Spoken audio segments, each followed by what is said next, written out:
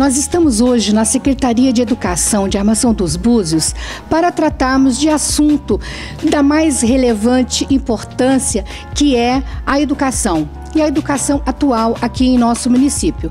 Para tanto, vamos conversar com o doutor Cláudio Mendonça, que é o secretário de Educação de Armação dos Búzios.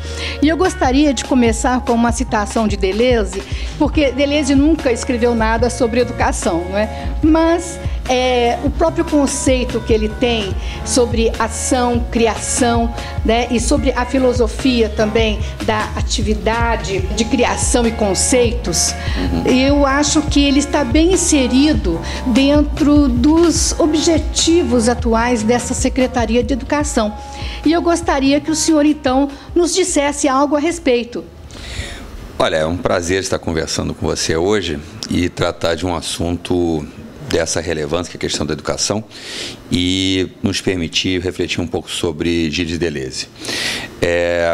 Bem, eu acredito que existem dois eixos que são bastante importantes na obra dele, que têm uma relação direta com a questão da educação em si. Primeiro, a questão do devir, não é? O que nós temos no processo educacional é exatamente buscar definir o indefinido, que é o devir, buscar fazer com que cada criança, cada jovem, na sua potência, nas suas potencialidades, no desenvolvimento dessas potencialidades, possam enfrentar o incerto e imponderável do devir e possam se formar nesse futuro de uma maneira mais preparada, mais adequada, mais crítica, mais reflexiva em relação a essa sociedade do conhecimento. Bem, outro aspecto muito importante, né, para mim, o pensamento mais relevante do Deleuze, que diz respeito à questão da diferença e da repetição. Não há dúvida, não é, que nós vivemos um processo permanente de repetições, não é? O ser humano, ele é repetitivo. Aliás, o Freud já mostrava desde o início, além da vontade do prazer, mais além do princípio do prazer, a questão da repetição que o ser vivo, não pratica todos os dias. E nós todos os dias acordamos, fazemos as mesmas coisas, escovamos os dentes, vestimos a roupa, vamos para o trabalho, chegamos aqui, então, ou seja, nós temos as rotinas que se repetem. Mas nenhuma repetição é exatamente igual a outra. Então há sempre uma diferença. Não existe um movimento idêntico, não existe uma repetição que seja de identidade. Ela sempre traz em si esta diferença. E eu acho que sob o prisma da diferença é que nós também devemos entender a educação. Esse modelo educacional, que é o modelo da Revolução Industrial, é o modelo da enturmação, não é? Um modelo em que o aluno não tem individualidade, em que ele faz parte de uma turma e que se pressupõe que toda esta turma teria os mesmos objetivos, teria o mesmo background, a mesma história de vida, a mesma estrutura familiar, as mesmas capacidades cognitivas, os mesmos interesses. Isso é tudo falso. O que existem são pessoas exatamente com aspirações individuais, com expectativas de vida individuais, com capacidades cognitivas totalmente diferentes, com histórias de vida, com estruturas familiares que são bastante diferentes, com aspirações, com objetivos que são construídos de per si a cada pessoa. Então, eu acredito que o que a educação tem que fazer, e de certa forma, trazendo um pouco para a nossa realidade, nós estamos buscando isso aqui em Búzios, é o atendimento individualizado. Eu vou lhe dar aqui dois exemplos, que são bastante claros, três exemplos, são bastante claros em relação a isso. O primeiro deles, nós instituímos o programa de reforço escolar no mês de julho do ano passado, foi o primeiro ano de governo, e nas férias de julho nós já começamos com o programa de reforço escolar. O programa, ele pressupõe a proibição, a interdição de se fazer aula-palestra. Então, nosso objetivo foi colocar na mesma sala de aula alunos de diferentes anos de escolaridade, exatamente para proibir ou para impedir, ou para interditar que o professor faça aquela aula palestra. Nesse sentido, o professor atende o aluno individualmente, ou seja, ele vai lá verificar no caderno do aluno, por exemplo, quais são as dificuldades de aprendizagem que ele está tendo. Ele vai fazer uma avaliação diagnóstica do aluno, no sentido de saber qual é o plano de estudos, nós chamamos aqui de PIRI, Plano Individual de Recuperação de Estudos, que este aluno tem que ter. Segunda coisa, segundo aspecto que é extremamente relevante, é que nós implantamos, já desde o ano passado, um programa próprio de avaliação, o SAAB, o Sistema de Avaliação de Armação de Búzios, que está articulado com o SAEB, que é o Programa Nacional de Avaliação, Sistema de Avaliação da Educação Básica do país, do Ministério da Educação, e também com o SAERJ, que é o Sistema de Avaliação da Educação do Estado do Rio de Janeiro. Então, com esses 3 sistemas de avaliação externa, com mais a nota que nós lançamos na internet, a gente tem toda a massa de notas, toda a base de notas de cada um dos alunos.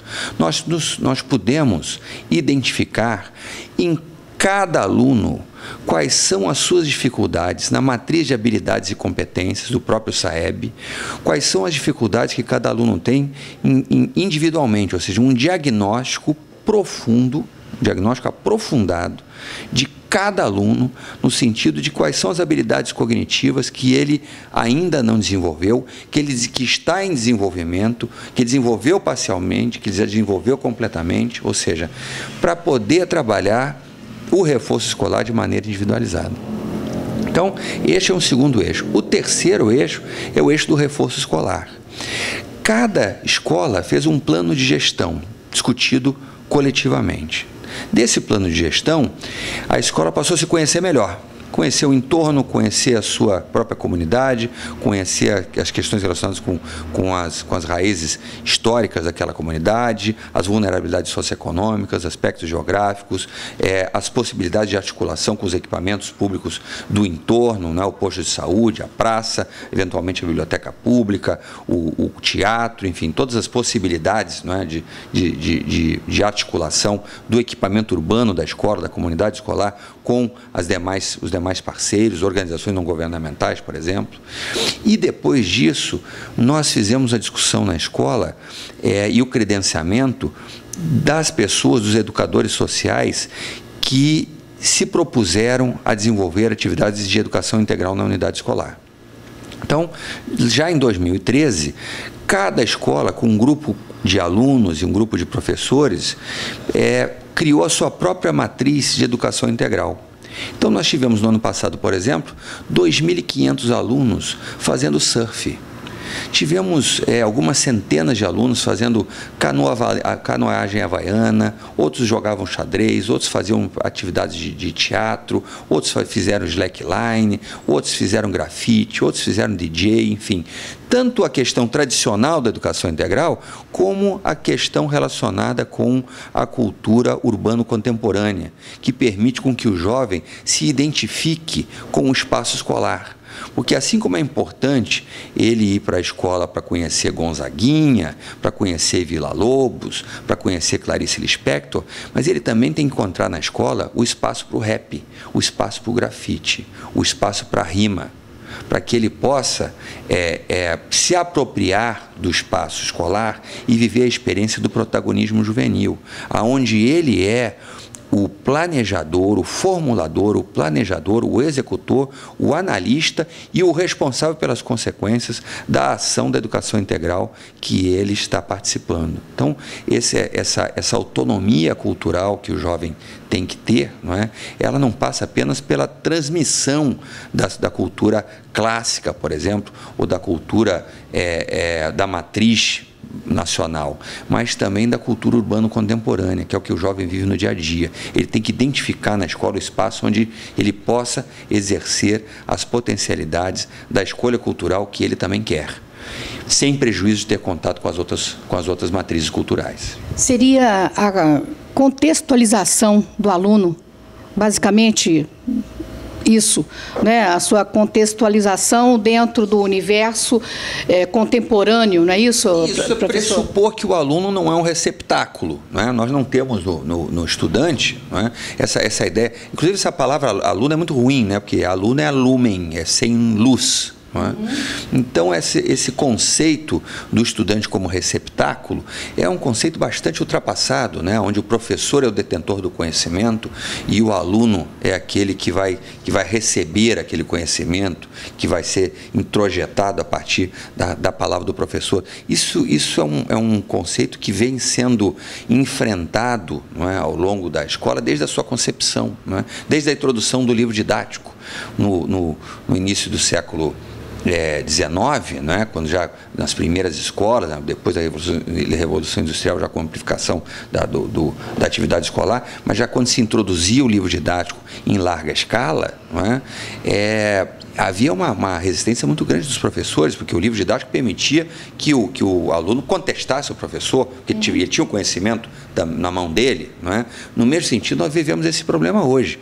Com o advento da internet, não é? O aluno ele pode entrar no Google e checar se aquela informação é verdadeira, buscar informações adicionais em relação àquilo, e o nosso professor, em boa parte deles, claro que não todos, mas uma parcela deles, ainda não está articulado com a sociedade do conhecimento, no sentido de trazer a articulação com a tecnologia para dentro da sala de aula. Nós, no ano passado, premiamos os alunos de 5º ano e de 9º ano que passaram de ano com um tablet. Os melhores alunos do 5º ano e do 9º ano passado ganharam um smartphone. E eles, esse ano, estão naturalmente no 6º e no 9º. No 6º e no 1º ano do ensino médio. Então, estes alunos, eles estão com um equipamento como esse aqui na mão. Não é exatamente esse aparelho, mas é um tablet. E esse equipamento ele tem que ser utilizado em sala de aula, tem que ser utilizado a serviço do conhecimento. Não faz sentido o jovem que recebe o conhecimento através do computador, do livro, da televisão, de vários sites abertos ao mesmo tempo, não é? Das redes sociais, do seu próprio colega, ou seja, ele está muitas vezes ao mesmo tempo conectado com todas essas fontes de informação, está com o livro aberto, está com vários sites ali abertos, está com a televisão ligada, está conversando com o colega, ele está em várias ações simultâneas, não é? Nós pretendamos que este jovem, que hoje é multitarefa, ele tenha a educação que nós tivemos, a educação da minha geração, que era uma educação em mono. Era uma educação que você recebia uma única fonte, que você, para ler, tinha que desligar o resto do mundo, tinha que desligar o rádio, desligar a TV, ficar todo mundo em silêncio, a iluminação perfeita, a cadeira adequada, senão você não conseguia ler. Né? Então, concentração, todo mundo, ou seja, essa prontidão para receber informação que existia na nossa geração, ela já não é mais assim. A velocidade em que a informação tem que ser recebida é uma velocidade muito maior. É claro que o livro continua sendo absolutamente importante, é claro que o livro continua sendo indispensável para o desenvolvimento cognitivo dos alunos, não tem a menor dúvida. Quer o livro escrito, quer o livro eletrônico através do Kindle. Agora, isso faz com que o jovem vá desenvolver, o livro vai fazer com que o jovem vá desenvolver o gosto pela literatura, o gosto pela leitura, o hábito e a capacidade de ler a literatura e o livro informativo. Isso, sem dúvida, é uma habilidade que não vai se perder. Eu defendo isso. Agora, para receber a informação técnico-científica, para o processo de aprendizagem, ele tem que ter outras opções. Para ele ter alternativas, ele tem que ter a alternativa de receber o conhecimento da maneira que ele está hoje, não é habituado a receber. Nós temos hoje um verdadeiro massacre de informações que o cidadão do grande centro urbano e também das cidades de menor densidade populacional estão a receber a todo momento. A todo instante está alguém disputando a sua atenção. Hoje em dia os comerciais eles têm 3 a 4 segundos para prender a atenção de um cidadão, de uma pessoa. Quando você entra no YouTube para ouvir uma música que você quer, você tem 4 segundos para pular o anúncio. Ou seja, é um desafio de, em 4 segundos, fisgar o consumidor. Ou seja, como é que se consegue produzir uma informação tão sedutora, tão densa, tão interessante, que faça com que a pessoa não clique ou pular o anúncio em apenas 4 segundos. Ou seja, esse é o tipo de sociedade que nós estamos vivendo hoje. A cada hora, 48 horas de vídeos são inseridos no YouTube. Todas as horas. Então, o volume de informação que nós estamos construindo, que está colocado à disposição e que está disputando a atenção do cidadão do mundo contemporâneo, é extremamente elevado. Então, nós não podemos admitir, não estou falando aqui em Búzios, mas no mundo inteiro, não é? Um modelo de escola tradicional que foi fundada como eu disse, durante a Revolução Industrial, onde há uma única fonte de informação, nenhuma atividade tecnológica, né? Quando muito um quadro branco e um pilô, e o professor tem que se transformar num verdadeiro artista, né? Num entertainer, para conseguir fazer com que a turma se interesse sobre aquele assunto que ele está dizendo, muitas vezes um assunto enciclopédico, muita decoreba, pouquíssima contextualização. São informações que o aluno fica se perguntando para que ele está aprendendo aquilo, né? Para que serve aquela informação, uma informação que chega totalmente sem contexto, não é? Sem utilidade, não se discute, não se estuda através de projetos, ou seja, a educação é compartimentalizada, o professor está falando, o aluno acabou de receber uma aula de história e vai entrar uma aula de geografia, a aula de geografia não se conecta com a aula de história, não é? As avaliações são avaliações que se estabelece uma relação de disputa entre professor e aluno, ou seja, o aluno que ficar doente, for fazer segunda chamada, vai fazer uma prova mais difícil, porque ele teria tido mais tempo para estudar, não é? Como se as metas cognitivas variassem de acordo com a saúde do aluno. Não é? Em vez de se fazer uma avaliação diagnóstica para apoiar o aluno, é feita uma avaliação exatamente para saber o que o aluno não sabe, e não saber o que o aluno sabe e o que o aluno não sabe, para que ele tenha, então, o apoio do reforço escolar. Enfim, esse modelo de escola é um modelo extremamente fracassado. Esse modelo da enturmação, não é? Esse modelo onde o aluno não é tratado de maneira individual, esse modelo é um modelo extremamente fracassado. Então, para construir uma escola nova, não é? Os países todos estão em debate em relação a isso. Tive a oportunidade de participar em 2009 da Korean Educational Research Academy, onde vários países do mundo estavam ali representados. Eu era o único brasileiro, mas tinham vários representantes de nações desenvolvidas, onde está se discutindo o papel da escola e o modo como a escola tem que se produzir, se reorganizar. Isso é um grande desafio, não é? Um grande desafio para toda a sociedade. Porque a adequação, né, dentro desse contexto todo do profissional de educação, né, é um desafio tremendo. Sim. Imensurável, digamos. Em relação ao profissional da educação, eu acho que tem algumas questões aí que tem que ser levadas em consideração. A questão salarial, sem dúvida, não é? Mas eu acho que a questão salarial, ela tem que ser resolvida através de uma ação do governo federal que tem que ser implantada imediatamente, no sentido de se definir salários, pisos salariais regionais. Nós não podemos, não faz sentido que cada ente da federação, cada município estabeleça o seu salário, que cada estado da federação estabeleça o seu salário de acordo com a sua renda. Então, o município que tem mais royalties, ele vai ter um salário do professor maior do que o município que tem menos royalties. O que acontece? Esse município que tem mais royalties oferece um salário maior, e o que tem é uma quantidade imensa de professores de outros municípios, da cidade do Rio de Janeiro, por exemplo, que vão acabar dando aula num município onde tem mais royalties a 300 quilômetros de distância. Então, esse professor não vai se mudar para aquela cidade, ele vai tentar ficar o mínimo tempo possível, ele quer ficar 2 dias no máximo naquela cidade, ele não vai se integrar com aquela comunidade, ele vai ter uma relação com a escola de pressa, de urgência, de chegar correndo, não é? Ele não vai conhecer os alunos, chega no conselho de classe e fala, como é que esse Alfredo é quem? É aquele que usa boné? Enfim, não identifica quem é esse aluno, não é? Então, esse é um problema seríssimo, ou seja, e nós temos várias pesquisas, meu próprio livro, um dos livros, Você é capaz de fazer a reforma educacional, ele mostra realidade educacional em vários países do mundo, mas ele também apresenta uma pesquisa que demonstra ali claramente que não existe uma relação direta entre o salário e os resultados da prova do Prova Brasil. Quer dizer, não existe uma equação de salário e resultado do Prova Brasil, nem de gasto por aluno e de resultado do Prova Brasil no nosso estado do Rio de Janeiro. Eu examinei os 92 municípios, por duas razões. Primeiro, porque o gasto por aluno, ele não significa melhor desempenho, porque às vezes se gasta mal. Então, gastar melhor é mais importante do que gastar mais. E o Brasil gasta mal o recurso com a educação.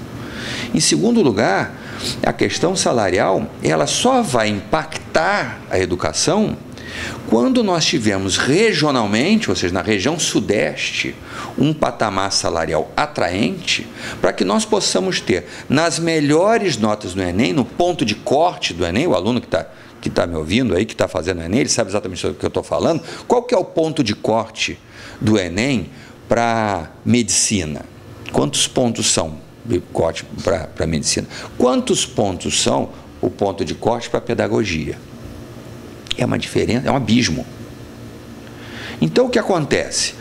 Os nossos melhores estudantes acabam optando por outras profissões que não do magistério, exceto aqueles que são extremamente vocacionados.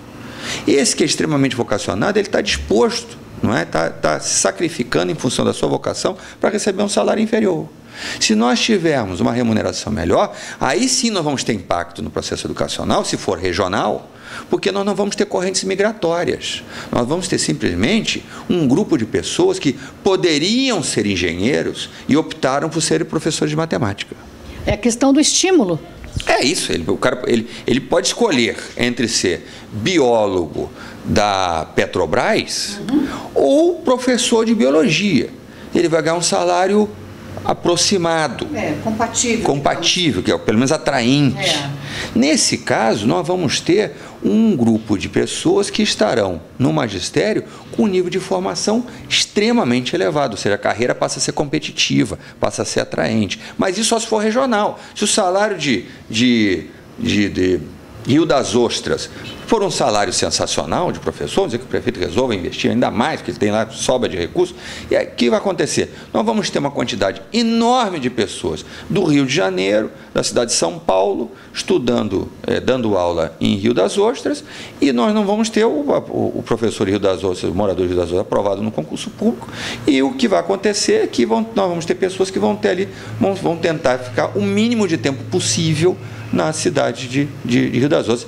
E mesmo assim, essa melhoria salarial ela é tão pontual que ela não vai fazer com que os alunos, os jovens de 16, 17, 18 anos, optem pelo magistério. Vai fazer com que os professores que tiveram melhor desempenho na faculdade passem para Rio das Ostras, mas não quer dizer que estes eram os melhores jovens que estavam disputando o Enem, mas sim os melhores concluintes do curso de magistério. Como no Brasil nós não temos uma faculdade de professores de biologia, nós temos uma faculdade de professores de formação de biólogos, que vão para a licenciatura ou não, nós não temos uma formação de professores de biologia, ou seja, a pessoa opta pelo magistério no decorrer do curso, a grande maioria. E muitos acabam, quando a optar por magistério, acabam sendo discriminados dentro do curso, do interior da faculdade, como se a carreira do magistério, na matemática ou na biologia, por exemplo, fosse uma carreira subalterna em relação aos outros que estão indo para a matemática, por exemplo, para fazer a pesquisa pura dentro da própria academia. Então, à medida em que o país não se estrutura escolas de formação de professores, nós corremos o risco de sempre termos numa escola um professor que está a serviço da geografia e não da infância e da juventude. Ele está a serviço da história.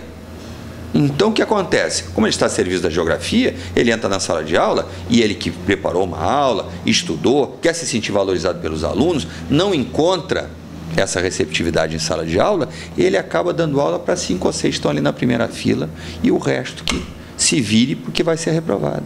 Nossas taxas de reprovação são imensas, BUS não é uma exceção disso, não é? A gente chega a ter 46% de alunos, 50% de alunos sendo reprovados, e um sistema que reprova 30% dos seus estudantes, ele pega 30% do seu orçamento e joga no lixo. Porque o estudante que repete de ano, as provas de avaliação externa mostram isso, né? Quanto maior a idade do aluno em relação à série em que ele está, pior o desempenho dele nas provas de avaliação externa. Ou seja, repetir de ano, a mais das vezes, forma piores estudantes.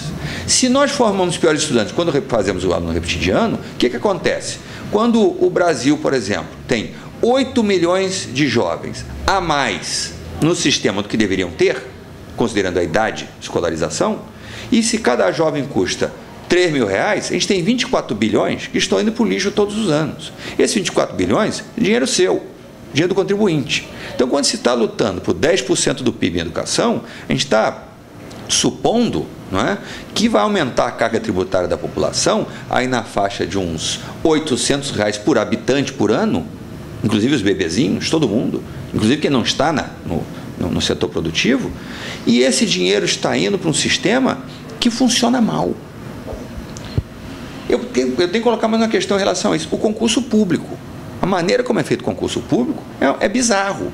Eu já dirigi uma maior fundação do Estado do Rio de Janeiro de concurso público. A prova de didática é uma prova de múltipla escolha.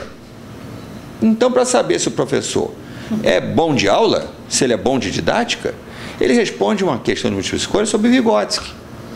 Será que existe uma relação concreta entre ter lido todos os livros do Vygotsky e ser um bom professor? Pode até haver. Mas será que nós podemos confiar que uma prova de múltipla escolha pode aferir a capacidade do professor entrar em sala de aula e dar uma boa aula? Ou tem que ter prova de aula?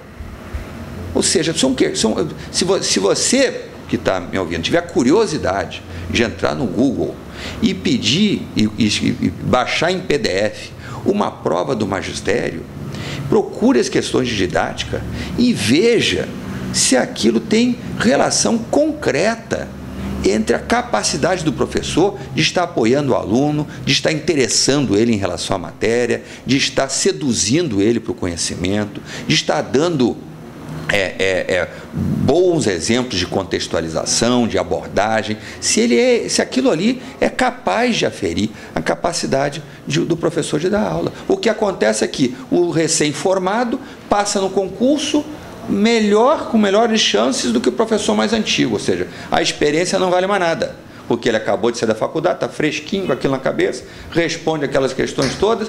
Conclusão, a gente tem marinheiro de primeira viagem dentro da sala de aula. E o que é pior, os primeiros colocados escolhem as vagas antes dos últimos. Nada mais justo, democrático. Como os primeiros colocados escolhem as escolas que estão mais perto da casa deles, e os primeiros colocados, por razões de natureza socioeconômica, moram em melhores bairros, e eles vão escolher as escolas que estão nos melhores bairros, as mais equipadas, que atendem a crianças dos bairros mais nobres. Ou seja, o professor que tira o primeiro lugar no concurso mora na Tijuca. E ele escolhe uma escola que fica na Tijuca, mas não em cima do morro. Ela escolhe uma escola no asfalto da Tijuca, onde nós temos crianças de classe média baixa. Então, os melhores professores vão para os alunos que têm melhor desempenho. E os alunos das camadas populares, de maior vulnerabilidade econômica, que têm maior dificuldade de aprendizagem, que têm maior possibilidade de fracasso escolar, recebem professores que são os últimos colocados no concurso, que tiraram as piores notas. Então, nós acabamos oferecendo o último colocado do concurso para o aluno que tem um histórico de repetência. Mas isso é realmente estarrecedor. E a realidade é o que se apresenta em todo, é o contexto nacional, não é mesmo? Em detrimento do aluno de classe média baixa, né? Então, ele está sempre à deriva, ele está sempre à margem ali, não? A gente oferece, como assim, fazendo uma analogia, não muito feliz talvez, a gente oferece o prato de comida mais nutritivo, com maior quantidade de proteínas, com mais sabor, com mais atraente, mais nutritivo, para o aluno bem nutrido. O aluno que precisa, a gente oferece a dieta. Né? Então, isso é um grande problema. E é um problema dificílimo de se resolver, porque ele parte do princípio extremamente justo, né, dos primeiros colocados escolherem. Como é que é na magistratura? Na magistratura, os primeiros colocados na magistratura escolhem as cidades de maior porte populacional e econômico. O que acontece? O juiz que tira último lugar e é aprovado no concurso, na linha de corte, ele vai para uma cidadezinha lá no interior do estado, de qualquer estado brasileiro. Então ele vai julgar casos, não é? Assim, em geral, que tem menor risco potencial. Envolve um grupo populacional menor, a quantidade de dano que ele pode gerar para a sociedade enquanto ele está aprendendo é muito menor do que o juiz, isso em probabilidade, né, do que o juiz que vai para a comarca da capital e vai julgar a tarifa de ônibus de milhões de pessoas. Então, o dano que esse juiz pode causar é muito menor. É muito maior. Por isso são os primeiros colocados. Então, no magistério, nós temos que desenvolver uma política de incentivos para que os primeiros colocados escolhessem as escolas com pior desempenho, para nós termos, então, uma melhor relação. Outra coisa, nós temos que criar uma faculdade de formação de professores no Brasil. Nós não podemos aceitar o modelo que a academia está nos impondo, não é? Que é uma escola de formação de uma pessoa a serviço do conhecimento, e não uma pessoa que tem atitudes, que desejou ser professor no Enem. Essa pessoa acaba virando professor em boa parte, não é?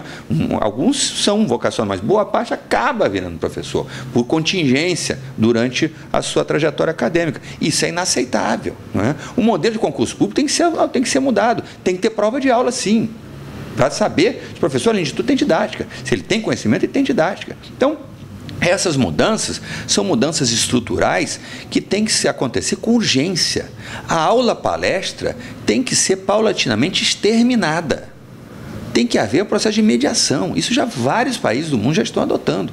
E a tecnologia em sala de aula não pode ser um objeto de alguma coisa, de uma grande novidade, né? Isso nós estamos colocando aqui em Búzios. Eu sei qual é a dificuldade que é para fazer isso, não é? É difícil. Botar a TV ou o smartboard na sala de aula é a coisa mais fácil. Dar o tablet para o aluno é a coisa mais fácil. Não precisa ensinar ele a usar, já está usando.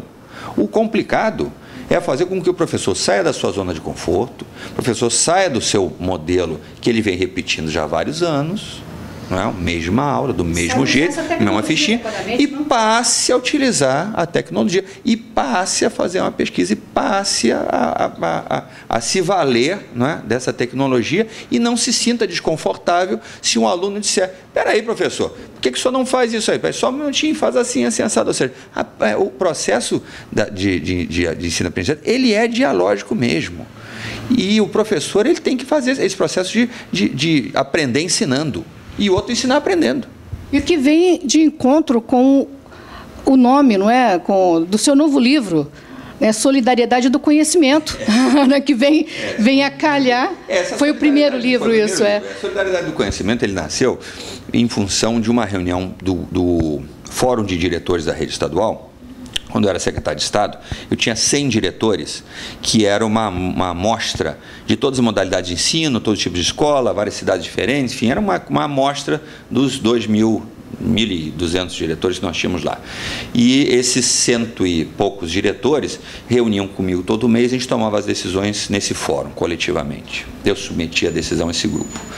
E um belo dia, um professor, um diretor, reclamou muito, né, que o pagamento da bolsa do aluno monitor do reforço escolar estava atrasado.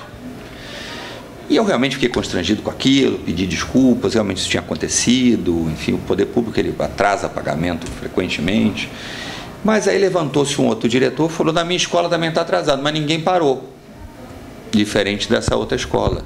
Porque, na verdade, essa Bolsa Auxílio aí, ela é bacana, ela é útil, ela é até importante, que os alunos precisam, mas tem que haver a monitoria independente do pagamento. Porque quem sabe mais tem obrigação de ajudar e de ensinar quem sabe menos. Eu achei aquilo uma posição tão positiva, né, uma visão de mundo tão positiva daquela diretora de escola, que eu fiquei imaginando, pô, realmente ninguém é dono do conhecimento, né? Ninguém constrói o conhecimento absolutamente do nada, né? Dizem que o Kekulé, aí, que inventou a tabela periódica, ele sonhou com a tabela periódica, mas talvez seja uma exceção. 100%, 99,999% das pessoas, elas adquirem conhecimento a partir de outro conhecimento previamente estabelecido. Então, ninguém é proprietário do conhecimento. Há um movimento internacional pelo copyleft, não pelo copyright.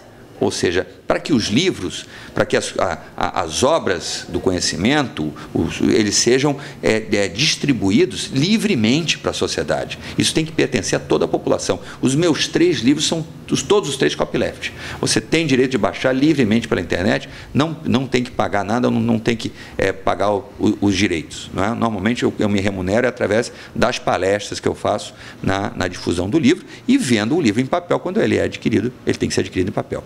Mas o fato é que disponibilizar as obras em copyleft é um movimento internacional que vários institutos e universidades no mundo inteiro estão fazendo, criando jogos educativos gratuitos, disponibilizando livros, disponibilizando obras de referência absolutamente gratuitos para toda a população. Esta é uma contribuição extremamente importante, porque à medida em que a gente garante o acesso gratuito do conhecimento à população, e o acesso à internet hoje, ele a cada dia aumenta, né? Nós já passamos, aí estamos quase 60% da população já com acesso direto à internet em banda larga, né? Então, isso no nosso país, ou seja, a gente já está, né, atingindo uma boa parte da população com um acesso à internet. Então, o conhecimento ele tem que ser acessível da mesma forma. Não é porque a pessoa tem acesso à internet, já tem que pagar o provedor, já tem que pagar o acesso, às vezes tem que pagar outras coisas, e no final ainda tem que pagar para ter acesso à informação. Isso é extremamente causador, né, de desnível socioeconômico, gerando o desnível de conhecimento. Abordaremos agora com o secretário de Educação de Armação dos Búzios, o doutor Cláudio Mendonça, o tema da inclusão, né, dentro dos aspectos intrínsecos de educação. Olha, a questão da inclusão é extremamente relevante, não é? A política de inclusão no Brasil, ela já começou há quase uma década, mas a inclusão no nosso país, ela foi feita talvez da única maneira que ela podia ser feita, não é? Na marra. Então, o que se fez foi a legislação ir inserindo os alunos, não é? O Ministério Público exigindo o atendimento e as redes públicas irem se adaptando na medida das suas possibilidades. Alguns municípios estão muito avançados nessa área, né? Outros municípios estão muito atrasados. Para minha surpresa, né, o município de Niterói não tinha uma política de inclusão. Tinha o CAAP, que era um centro de apoio ao aluno com dificuldade de aprendizagem, algo extremamente positivo, avançado, né, que foi feito na gestão anterior, mas a política de inclusão mesmo não existia na escola. Nós não tínhamos nenhuma sala de recursos, tinha um material aqui da sala de recursos dentro encaixotado. Nós então começamos as primeiras salas de recursos que atendem aos alunos com graves, né, dificuldades de aprendizagem como resultado de dificuldades motoras, dificuldades cognitivas ou dificuldades sensoriais. E mais relevante do que isso, os alunos que tinham um comprometimento grave, né, com paralisia cerebral, síndrome de Down, enfim, crianças que tinham um comprometimento mais grave, eles eram assistidos por estagiários que não tinham qualquer formação, era um jovem tomando conta de um outro jovem, que é algo extremamente arriscado e algo extremamente inadequado. Nós então mudamos de paradigma e criamos aqui em Búzios a figura do professor de apoio ao aluno com deficiência. E então nós temos hoje, operando na rede, 89 professores no atendimento individualizado, e todos eles têm ou um curso de pós-graduação ou um curso livre, não é um curso de menor duração, mas um curso da área de inclusão, ou seja, todos eles têm formação no tratamento, no atendimento à criança com esse tipo de deficiência, né, de dificuldade. Então, Isso foi uma mudança de paradigmas, isso fez com que vários alunos, segundo o depoimento da vice-presidente do Conselho Municipal de Educação, no ano 2013 tivemos um número grande de alunos que passaram de ano, palavras dela, antigamente passavam de ano porque tinham pena, agora passaram de ano porque tiveram seu desenvolvimento cognitivo. Ou seja, as metas de aprendizagem são um pouco diferentes, mas através do professor de apoio é possível desenvolver, sim, as potencialidades dos alunos que têm um maior comprometimento. E a partir daí, nós tivemos vários relatos extremamente importantes. Uma professora que aprendeu Libras com o aluno surdo, para estar com ele e com ele, para poder se comunicar. E com isso, vários outros alunos da escola aprenderam também a linguagem de sinais. Ou seja, nós temos depoimentos incríveis.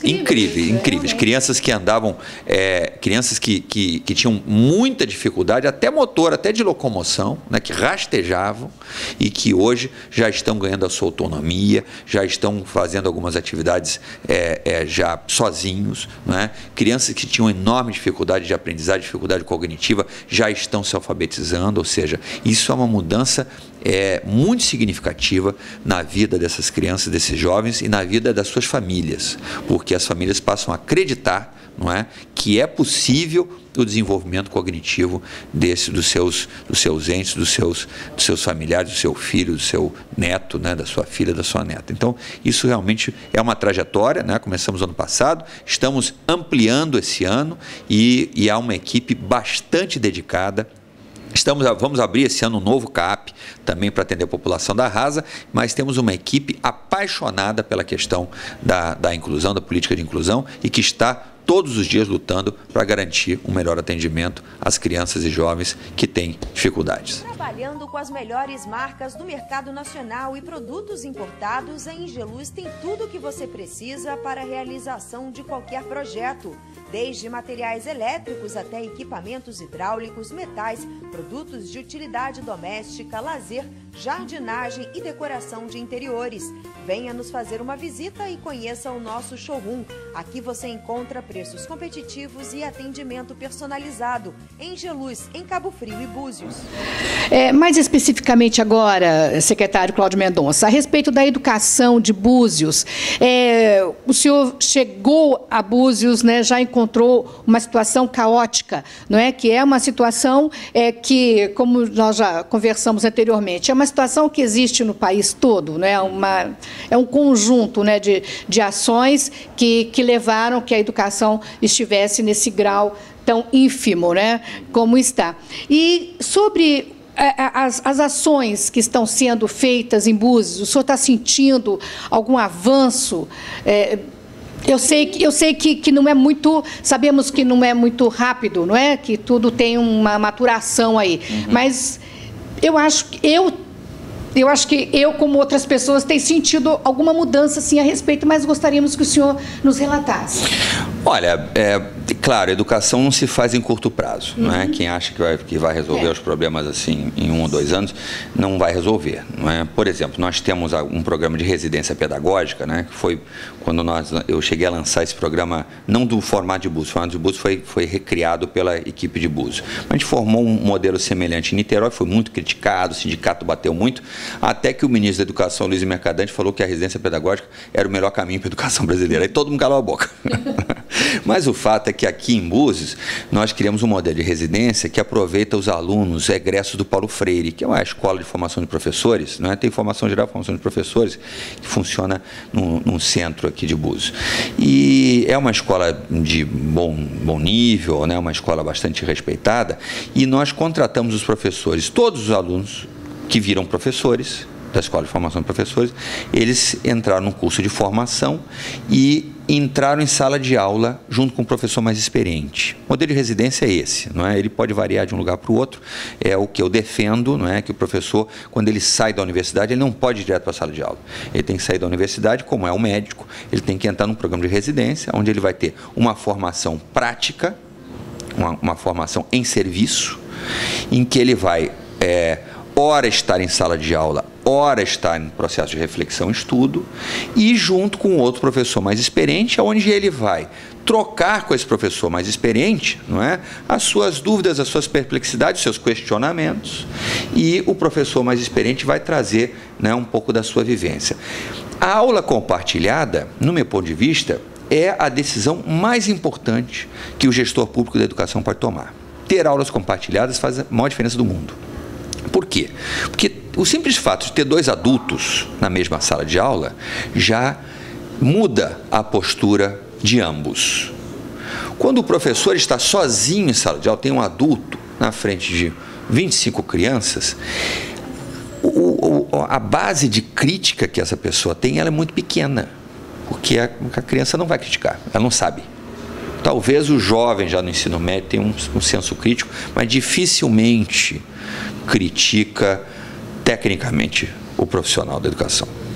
Mas quando existe um outro adulto, que é profissional da educação também, na mesma sala de aula, como qualquer um de nós, né, quando estamos diante de outra pessoa que está nos avaliando, né, que pode estar nos julgando profissionalmente, o nosso desempenho tende a melhorar.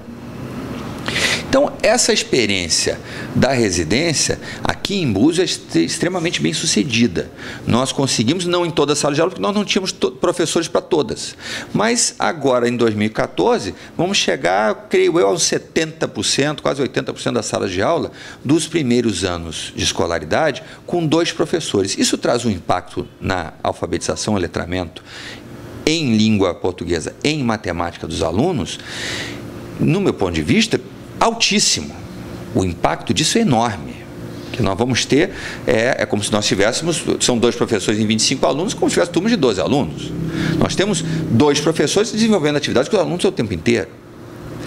Com o material do PENAIC, do Programa Pacto Nacional pela Alfabetização da Idade Certa do MEC, mais os livros de literatura que nós compramos para os primeiros anos. Entre o primeiro e o 5º ano, né, aliás, o aluno com 5 anos, o último ano da educação infantil, no ano passado, já começou com o programa de leitura. Do 1º ao 5º ano desse ano, nós desenvolvemos programa de leitura no ano passado e nesse ano, nesses 5 anos. Ou seja, o impacto desse aluno para que ele se transforme num grande leitor, a possibilidade de impacto para que ele se transforme num grande leitor é imensa. Mas isso nós só vamos saber daqui a uns 5 anos ou mais. Talvez quando esse aluno estiver no ensino médio, que nós vamos saber como é que foi a trajetória acadêmica dele. Mas essa é a melhor aposta que alguém pode fazer. Apostar nas séries iniciais, apostar na educação infantil, apostar nas séries iniciais é extremamente relevante. Agora, e os problemas estruturais? Eu estou me referindo a daqui a pouco eu volto sobre a questão pedagógica, né? Mas e os problemas estruturais? São gravíssimos. A nossa creche Laurinda, ela é insalubre. Ela não serve nem para depósito de criança. Ela é insalubre, ela é inadequada. Nós temos que tirar essa creche de lá imediatamente. Eu não encontro imóvel nas Sembraças, porque é um bairro onde os imóveis são muito pequenos. Nós estamos construindo com verba do governo federal, né? Já fizemos a terraplanagem, a parte de prospecção de solo, daqui a pouco começa a obra visível, uma creche atrás do hospital municipal, que poderia ser objeto de transferência da creche Laurinda para lá em 7 meses. Essa é a solução que está posta na mesa.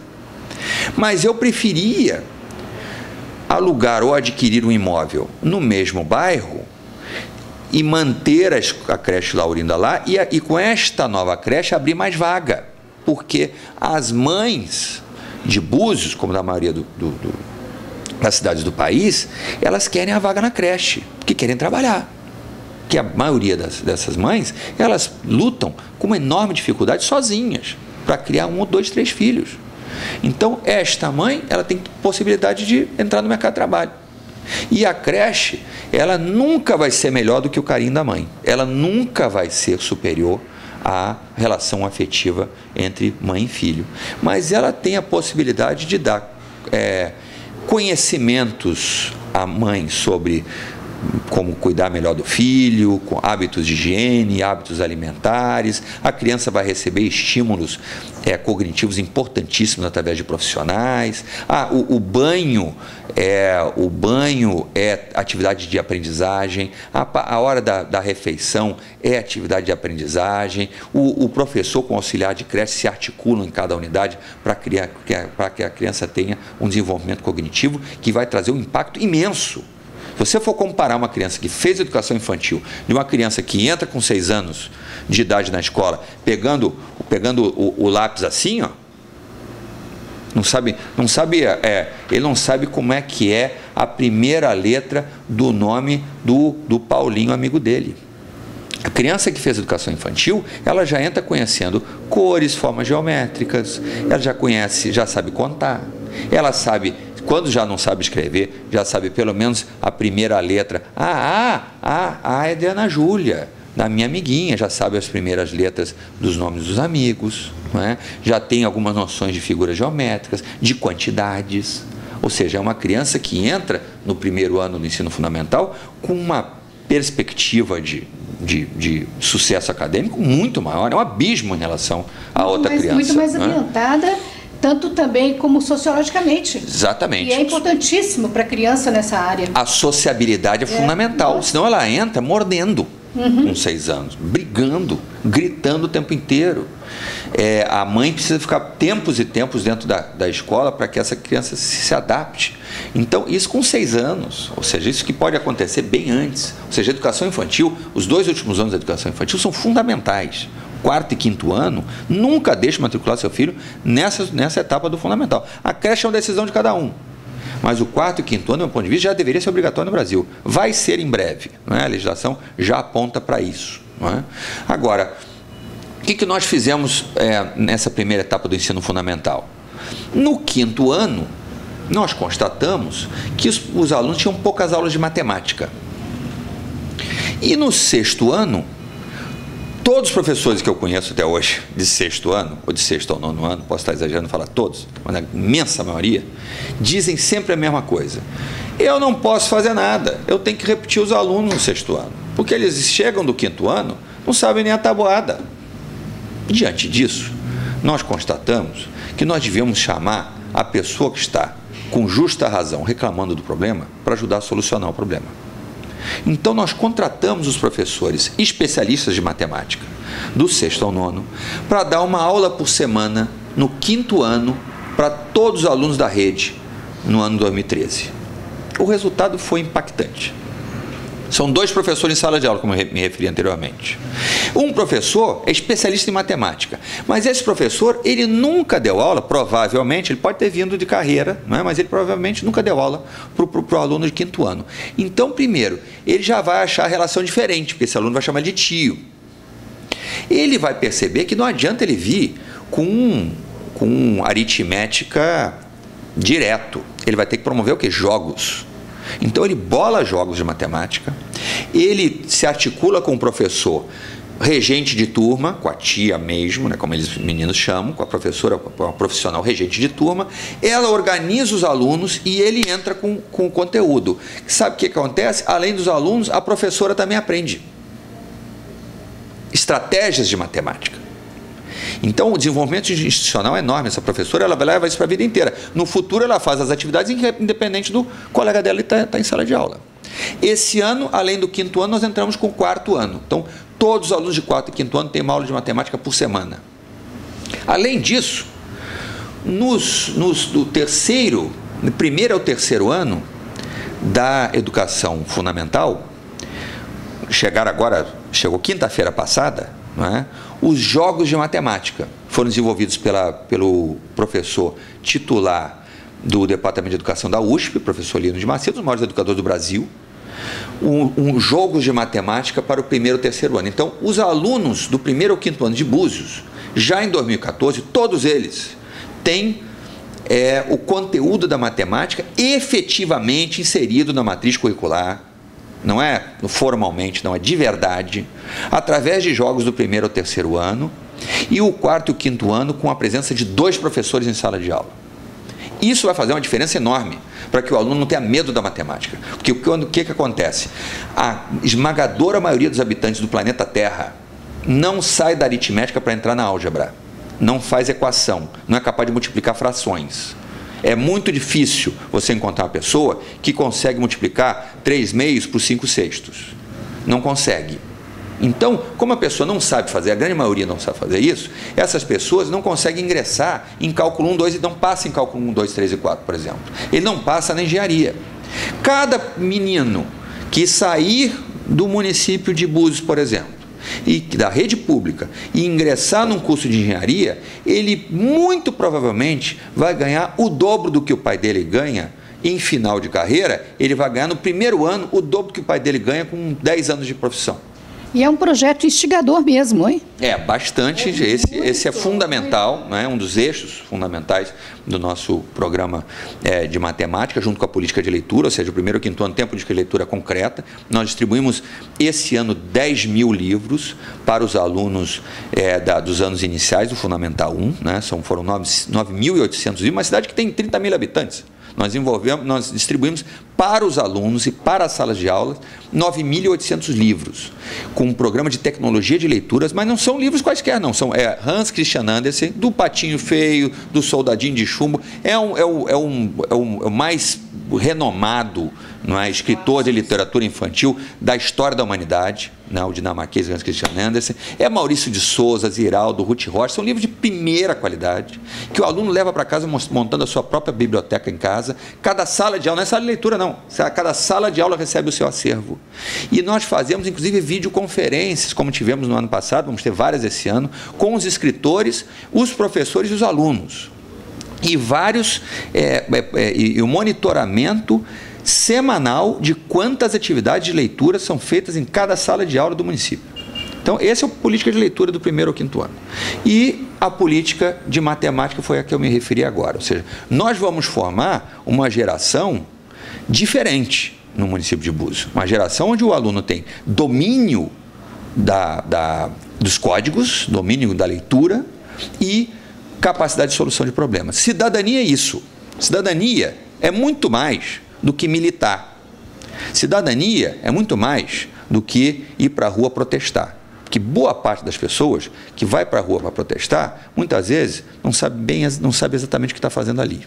Cidadania, do meu ponto de vista, é a pessoa ser capaz de ler um jornal, de saber que o editorial é a opinião do dono do jornal, de saber que nem sempre tudo que está escrito na internet ou está escrito no jornal é verdadeiro, mas também ler 2 jornais diferentes ou ler 3 revistas diferentes para formar a sua opinião, para ver que as coisas que estão muitas vezes ali no Facebook ou que estão na internet podem ser grossas mentiras, como nós vimos agora recentemente uma mulher ser massacrada no município do interior de São Paulo.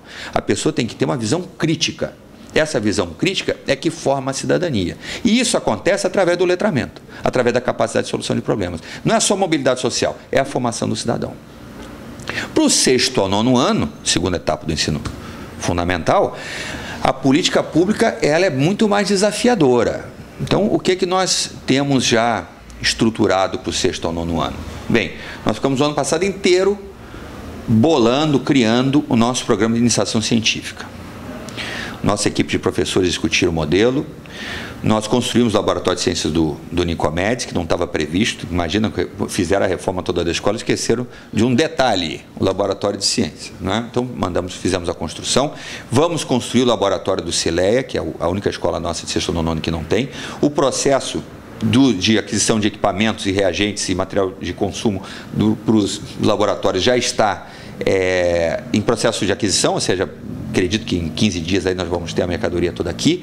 E é estado da arte, são 6 microscópios por laboratório, são 6 lupas de alta resolução por laboratório, enfim, são equipamentos de última geração, numa quantidade boa, ou seja, cada mesa com 4, 5 alunos tem um microscópio para cada um deles, né? Ou seja, eles vão atuar, vai ser mão na massa. E nós vamos abrir esse ano, já fizemos um processo seletivo dos professores que vão atuar junto a esses laboratórios de iniciação científica, que é fundamental para o 6º ou 9º ano. Os alunos do 6º ano, como eu disse, já estamos colocando, já tem várias escolas que já têm as TVs, os computadores, os tablets na mão dos alunos, para ter as aulas com um sistema de tecnologia mais avançado. Já iniciamos as primeiras rodas de leitura, o 6º ou 9º ano, a política de leitura é feita através de rodas de leitura, então os alunos escolheram os livros, foram comigo até o Rio de Janeiro, conjunto com os professores, escolheram a quantidade de livros, estão montando as rodas de leitura. Nossa meta é ter 50 rodas de leitura de 10 alunos antes do final do primeiro semestre, ou seja, ter 500 alunos, um total de 3.000 em processo de leitura permanente, ou seja, é um passo extremamente ousado que a equipe toda de Búzios está fazendo.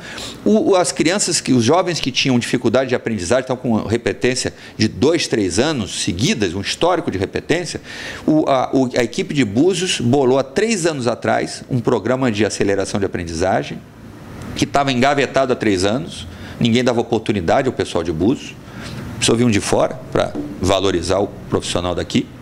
E aí eu peguei a tecnologia, o projeto que foi criado pelos professores aqui de Búzios, e falei, vamos experimentar, vamos tocar. Concluímos o ano 2013 com 92% de aprovação, com alunos que tinham um histórico de repetência antigo, 3 anos de repetência na sua vida acadêmica. Nós tivemos 92% de aprovação no ano passado e hoje nós conseguimos, no ano 2014, ampliar o programa de aceleração de aprendizagem para os alunos da primeira etapa do ensino fundamental. Ou seja, tem muita coisa que foi feita. Fizemos exame de vista nos alunos dos primeiros anos, eles repetiam de ano porque precisavam usar óculos. Fizemos exame de vista em milhares de alunos no ano passado, distribuímos centenas de óculos e alunos que os pais não sabiam que a criança não enxergava. Nem os pais, nem o professor, nem ninguém. E quando sabia, não tinha acesso ao óculos. O município de Búzios, pela primeira vez, comprou livro. Em 2012, foi comprado um livro na Secretaria de Educação. É como se fosse um hospital que nunca tivesse comprado um remédio. Então, nós estamos comprando milhares. Nós vamos entregar esse ano ainda o livro do professor, que eu estou devendo, que eu tentei comprar ano passado, não consegui. Vamos também comprar um acervo de livros para os professores. Estamos tentando fazer a aquisição. Também vamos reformar os laboratórios de ciências. Nós compramos 1.500 carteiras escolares. O déficit aqui de carteira era imenso. Só no Darcy Ribeiro o déficit era de 300 carteiras. Os alunos dividiam a mesma carteira. 2 bumbuns com a mesma carteira escolar. O Búzios tem em torno de 4.000 carteiras escolares. Quando a gente compra 1.500, é 40% do total de carteiras que foi adquirido. Nós já distribuímos. Os problemas estruturais aqui são gravíssimos. O Colégio José Bento Ribeiro Dantas chovia dentro da escola, mas de tal maneira que quando caiu uma chuvinha um pouquinho maior, a escola era lotada de balde. E escorria água pela parede. As crianças pequenas tinham dificuldade respiratória adquirida dentro da escola. Nós já demolimos o teto inteiro da unidade, estamos reconstruindo, trocando piso, fazendo pintura. Darcy Ribeiro começa a obra agora, falta assinar o contrato, quero ver se assino hoje. Assino o contrato da Darcy Ribeiro. Também chove dentro da escola, os alunos levavam guarda-chuva para dentro da sala de aula. Estamos refazendo o teto, consertando o telhado, pintura e troca de piso. A escola Alípio era palco de inundação toda a chuva forte que caía. Fui visitar a escola semana passada, está nova, foi pintada, a parte de drenagem está no final, a parte onde os alunos faziam lá suas atividades, nos fundos da escola, vai ganhar agora grama sintética com várias pinturas diferentes para que eles possam ter atividades diversas em toda aquela área. Não é? Estamos consertando a parte dos bancos externos lá que os alunos utilizavam, a escola está ficando ótima. Nós também estamos reconstruindo a escola Eulina. A escola Eulina é uma escola criada em 1958, que só teve uma reforma em 98. Ela ficou 40 anos esperando uma reforma, e depois de 98, até agora, nunca tinha tido uma intervenção. Então, essa escola está sendo totalmente reconstruída, totalmente. Nós estamos ampliando a despensa, nós estamos multiplicando por 4 o tamanho da despensa. Nós estamos aumentando o tamanho das salas de aula e o número de salas de aula. Nós estamos fazendo a área de lazer que as crianças viviam caindo, porque as árvores ali tem um flamboyant belíssimo, mas com as raízes todas aparentes, as crianças viviam caindo. Vamos aterrar aquilo tudo, botar grama sintética, fazer ali uma série de locais para que eles tenham jogos diferentes, amarelinha, um campinho de futebol, vários jogos diferentes. Vamos construir uma espécie de mini arena embaixo do flamboyant, onde as crianças vão ter ali as suas atividades de leitura. Olha que um lugar belíssimo, acho que vai ser a sala de aula mais charmosa da cidade de Búzios, né? É um flamboyant lindo, e vai ser todo em formato de arena. Então vai ser exatamente para a cultura, para a poesia, para o recital. Enfim, a escola vai ficar nova, é uma obra aí que está em 430, mas com alguns aditivos aí que nós vamos fazer, deve chegar a uns 500 e poucos mil reais. Mas vai ganhar uma piscina com 1 metro e pouco, os pais não se assustem, 1 metro, 1,10 m, 1,20 m no máximo de profundidade, mas uma piscina para as crianças poderem ali, não é, fazer a sua atividade complementar de educação física. Ou seja, vai ficar uma escola excelente, mas é uma escola que vivia abandonada, abaixo do nível da rua. Qualquer água que entrava ali, qualquer chuva, não dava, era um lama, era uma coisa horrorosa. Então, ou seja, estamos fazendo esse volume de intervenção, desapropriamos o INEF, chamava-se Fundação Bem-TV, era uma escola que era alugada para a prefeitura por 20 mil reais por mês. Hoje pertence à população, isso foi reformado, comprado para a população no ano passado. Construímos a quadra do Paulo Freire, que era um sonho antiquíssimo. Vamos construir agora, com dinheiro do governo federal, a quadra do Emílio. O dinheiro já está liberado para a construção.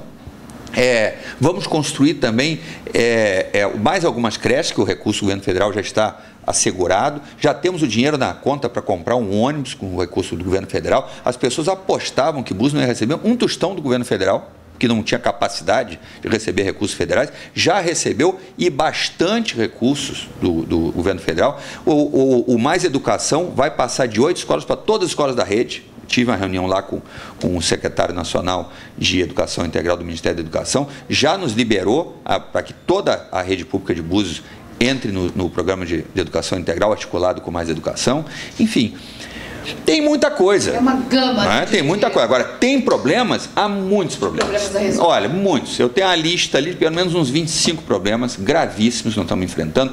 A escola Marli, a creche Marli, entrava esgoto dentro da sala, do pátio da escola, porque era ligado na rede pluvial, não tinha rede de esgoto, né? O secretário de Serviço Público está resolvendo esse problema, já resolveu, já enfrentou bastante. A escola juvenal é insalubre, é uma escola que a criança ali tem risco de adquirir doenças respiratórias, porque ela é horrorosa em termos de ventilação, em termos de infraestrutura. Temos que tirar a escola de lá. É um problema igual da Escola Laurina para ser resolvido, não é? Quando a gente começa o ano letivo, a gente às vezes tem dificuldade mesmo para aquisição de materiais de insumo, de material de consumo. Isso realmente acontece, porque o orçamento abre com dificuldade. As licitações aqui em Búzios são licitações difíceis, porque o volume é pequeno, a rede pública é pequena, e Búzios, como todo mundo diz aí, é fim de linha, então a questão da logística, da distribuição de material é extremamente difícil. Enfim, a cultura da máquina administrativa é uma cultura ainda muito aquém, não é? Os sistemas informatizados são atrasadíssimos. Nosso sistema de folha é um sistema medieval.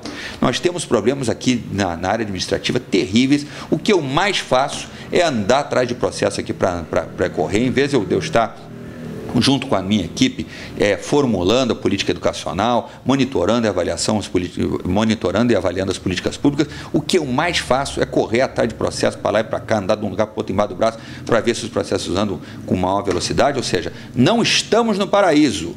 Nós estamos muito longe do paraíso. Ninguém está aqui jogando confete, dizendo que isso aqui é um mar de vitórias. Ao contrário, nós temos muitos problemas a serem resolvidos, tem muita coisa pela frente para ser enfrentado, mas alguns passos já foram dados, não é? Alguma trajetória nós já andamos, já trilhamos. E eu acho que Búzios hoje tem uma política educacional. Se ela não é ainda pujante, se ela não é ainda plena, se ela não está ainda nos corações e mentes da população toda da cidade de Búzios, às vezes até por falta de conhecimento, não faz mal. O que eu tenho certeza absoluta é que hoje temos uma política educacional. E a cidade de Búzios, no ano de 2013, nunca teve tanto aluno aprovado na sua história. Foi a maior taxa de aprovação da história da cidade. E o número de alunos que passavam pelo conselho de classe, ou seja, passavam sem nota, mas com o beneplácito dos professores do conselho de classe, não tinha boas atitudes, mas não tinha nota. Então, passava de ano. Tudo bem, não estou criticando isso. Mas o fato é que nós não só aumentamos a taxa de aprovação, como reduzimos a taxa de aprovação do conselho de classe em todos os anos. Do primeiro ano do fundamental ao 9º ano do fundamental, todo o ensino fundamental, em todos os anos, nós reduzimos a taxa de aprovação pelo conselho de classe e aumentamos a taxa de aprovação geral daquele ano e, portanto, de todo o município. Isto é um indicador incontestável. Esse dado é baseado nas atas do conselho de classe que foram realizados livremente por cada um dos professores, dos diretores. Enfim, este dado é incontestável.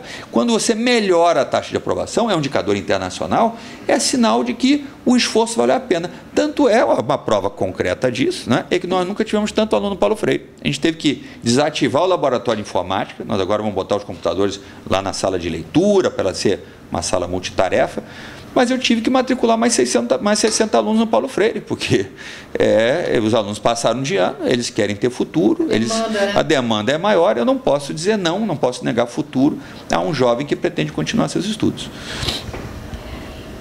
Secretário Cláudio Mendonça, está sendo um prazer, né, essa entrevista muito elucidativa, inclusive para você que está nos assistindo, conhecer mais sobre a temática, os problemas que esta secretaria, né, tem que resolver, né, para o bem-estar da população e dos cidadãos de Armação dos Búzios.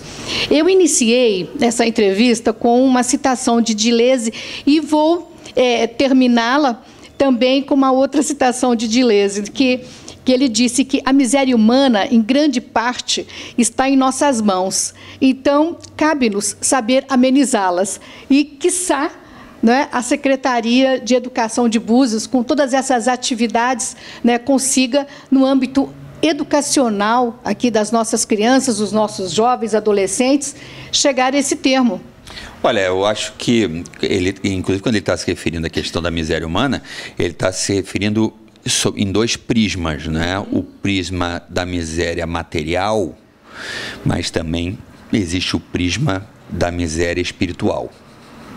Ou seja, como é que nós vamos enfrentar o problema da nossa finitude? São intrínsecas, mas eu acredito que mesmo aquele que é dotado de grande patrimônio, aquele que tem condições financeiras abastadas, eu tenho convicção de que ele vive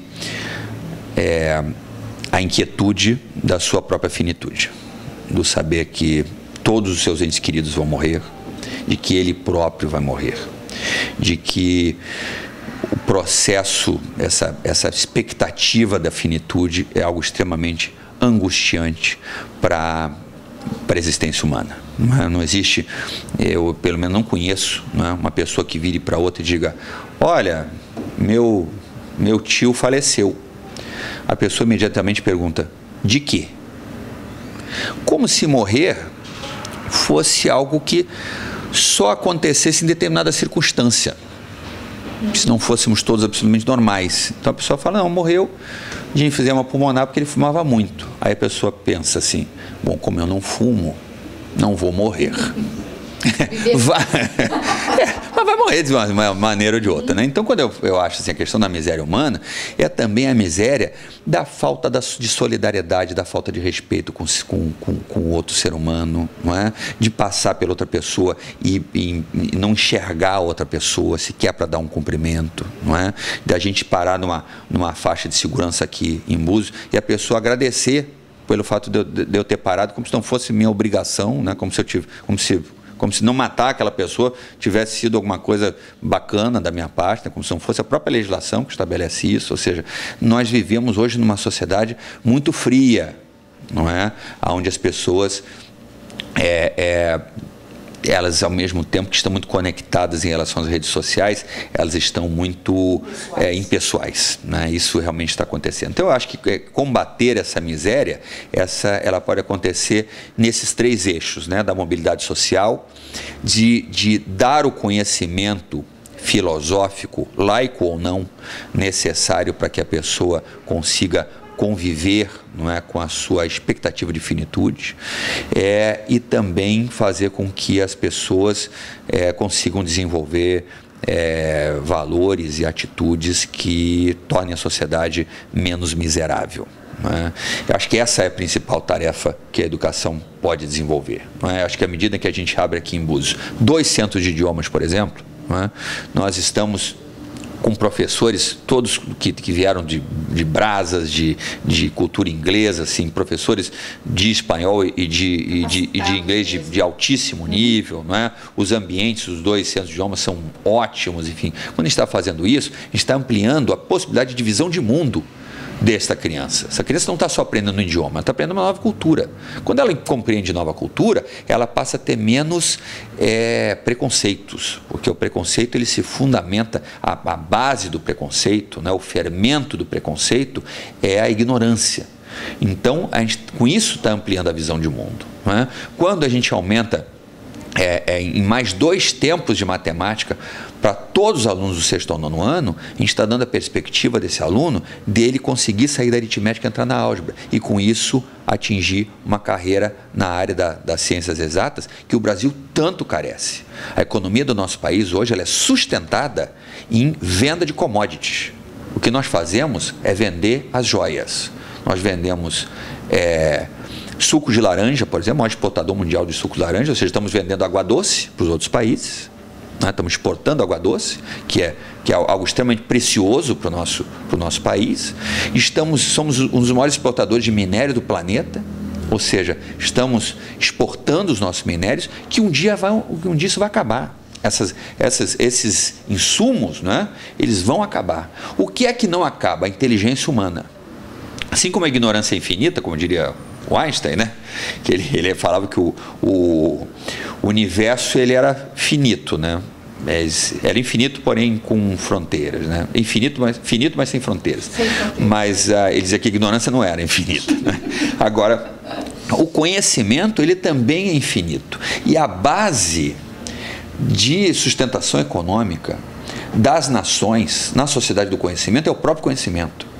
Então, se nós formos ver o número de marcas e patentes que o governo americano autorizou para a Coreia no ano de 2012, é 10 vezes maior do que o número de marcas e patentes que ele autorizou para brasileiros. Ou seja, um país muito menor do que o nosso, um país do tamanho de São Paulo, em termos populacionais, e está suplantando em 10 vezes o número de marcas e patentes. E olha que a Coreia teve uma guerra de 53, 54, nos anos 50, que destruiu completamente o país, acabou com as escolas, não tinha dinheiro nem para pagar salário de professores, um país que foi escravizado pelo Japão na Segunda Guerra Mundial, um país que não tem recursos minerais, um país dividido, onde tem um inimigo está a poucos quilômetros. Aí entra a cultura. Não é? E outra cultura. Ou seja, é um país que enfrenta enormes dificuldades, mas eles apostam na educação. E com isso, eles aprovam marcas e patentes na área da nanotecnologia, do tecido inteligente, na farmacologia, nos novos designs e de ferramentas de comunicação. Ou seja, eles estão aprovando marcas e patentes do futuro do consumo mundial. E é isso que garante a sustentação econômica. A riqueza das nações hoje está muito longe do mercantilismo, está muito longe da exportação agrária, está muito longe da exportação mineral, está hoje fundamentada na questão da inteligência que se transforma em produto, e esse produto vai acabar fazendo com que você que está aqui me assistindo, você vai consumir uma coisa que você precisa muito, mas nem sabe que existe. Esse é o que acontece. Você liga a televisão, aparece um negócio que você nunca viu na sua vida, e eles provam a você que você precisa desse treco desesperadamente. É assim que funciona. E é assim que a economia se move no século XXI. Muitíssimo obrigada por esta riquíssima entrevista. Eu que agradeço. Né? E Esperamos, numa próxima oportunidade, também conversarmos mais a respeito de temas também importantíssimos, como a educação, mas por uns outros prismas também. Ok? No próximo começamos com Michel Foucault. Que tal? Maravilha! Muito obrigado. Viu? Nós que agradecemos. Beth Braga, tvbuzios.com.